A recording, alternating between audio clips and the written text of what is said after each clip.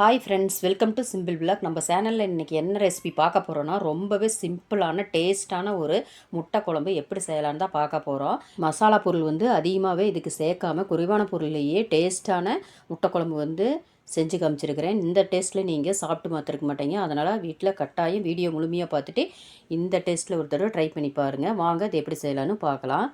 ஒரு கடாயில் ஒரு குழிக்கரண்டி அளவுக்கு கடலெண்ணெய் சேர்த்திட்டு வரமிளகாய் தூள் அரை டீஸ்பூனு, உப்பு கொஞ்சமாக சேர்த்தி மஞ்சத்தூள் ஒரு அரை டீஸ்பூன் சேர்த்திட்டு நல்லா கிளறிட்டு இதில் வேக வச்சு 4 முட்டை கீரல் போட்டு வச்சுருக்கிறேன். அதை இதில் சேர்த்திக்கலாம். சேர்த்திட்டு முட்டையெல்லாம் சேர்த்திட்டு இதில் நல்லா கிளறி விட்டுட்டு ஒரு நிமிஷம் குக் பண்ணி ஒரு தட்டில் எடுத்து வச்சுக்கலாம். இப்போ எல்லா முட்டையும் எடுத்து வச்சாச்சு. இப்போ ஒரு ஓரமாக இருக்கட்டும். ஒரு கடாயில் 3 டேபிள் ஸ்பூன் அளவுக்கு கடலெண்ணெய் சேர்த்திட்டு 15 பல் பூண்டு, 2 துண்டு இஞ்சி சேர்த்திட்டு நல்லா வதக்கிக்கலாம். பூண்டும் இஞ்சி நல்லா வதக்கிட்டு இதோட பெரிய வெங்காயம் 2 கட் பண்ணி வச்சுருக்கிறேன். அதை இதோட சேர்த்திக்கலாம். பெரிய பீஸாவே கட் பண்ணி சேர்த்திக்கலாம். இது நல்லா கண்ணாடி பதத்துக்கு நல்லா வதக்கிட்டு இதில் மிளகாய்த்தூள் 2 டேபிள் ஸ்பூன் அளவுக்கு சேர்த்திட்டு மல்லித்தூள் 3 டேபிள் ஸ்பூன் அளவுக்கு சேர்த்திக்கலாம்.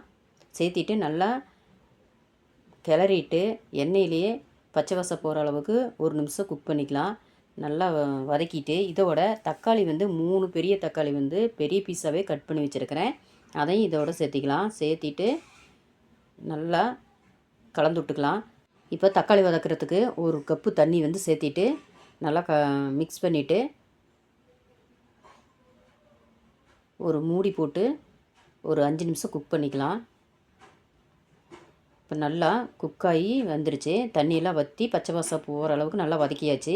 இப்போ இதை இந்த மசாலாவை ஆற வச்சு ஒரு மிக்ஸி ஜாரில் சேர்த்திக்கலாம். மிக்ஸி ஜாரில் சேர்த்திட்டு நல்லா நைஸாக அரைச்சி எடுத்து வச்சுக்கலாம். இப்போ இது ஒரு ஓரமாக இருக்கட்டும்.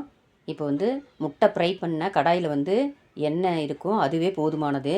இப்போ அதில் ஒரு கப்பு தண்ணி சேர்த்திக்கலாம். இதுக்கு தாளிப்பெல்லாம் கொடுக்க தேவையில்லை. இப்போ தண்ணி நல்லா கொதித்து வந்தது பிறகு இதில் அரைச்சி வச்ச வெங்காயம் தக்காளி பேஸ்ட்டை இதில் சேர்த்திக்கலாம். இந்த மாதிரி ஒரு தடவை குழம்பு ட்ரை பண்ணி பாருங்கள். ரொம்பவே டேஸ்ட்டாக புது சுவையில் இருக்கும். மிக்ஸி ஜாரை கொஞ்சமாக அலசி அதோட தண்ணி சேர்த்திட்டு இதுக்கு தேவையான அளவு கல்லுப்பு சேர்த்திக்கலாம். கல்லுப்பு சேர்த்திட்டு நல்லா கலந்து விட்டுக்கலாம்.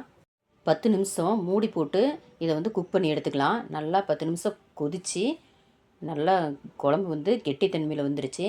இப்போ இந்த ஸ்டேஜில் ஃப்ரை பண்ணி வச்ச முட்டை நம்ம இதில் சேர்த்திக்கலாம்.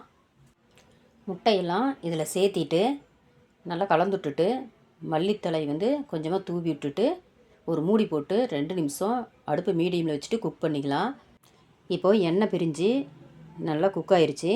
இப்போ ஸ்டவ் ஆஃப் பண்ணிக்கலாம். ஓகே ஃப்ரெண்ட்ஸ், நீங்களும் வீடியோவை முழுமையாக பார்த்துட்டு இந்த மாதிரி டேஸ்ட்டில் ஒரு தடவை முட்டை குழம்பு வீட்டில் செஞ்சு கொடுத்து பாருங்கள். கண்டிப்பாக எல்லோரும் விருப்பப்பட்டு சாப்பிடுவாங்க. அந்தளவுக்கு இது புது சுவையில் இருக்கும். வீடியோவை பார்க்குறதுக்கு முன்னால் வீடியோவை லைக் பண்ணுங்கள், சப்ஸ்கிரைப் பண்ணுங்கள்.